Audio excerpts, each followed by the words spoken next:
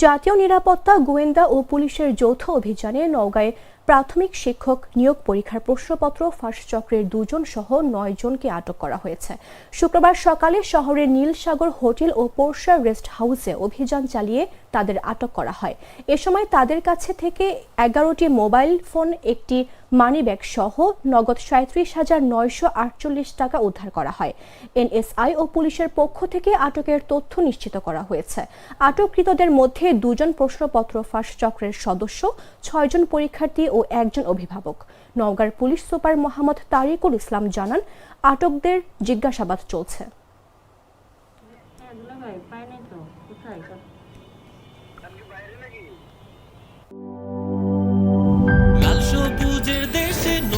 রঙের বেশে ঘরে বাহিরে সাজানো বলকে রেইনবো রেইনবো রেইনবো পেইন্টস রে সাশ্রয়ী দামে দেয়াল রাঙায় রেইনবো সবার রং সবার ঘরে rainbow Rainbow Paints, the color of joy.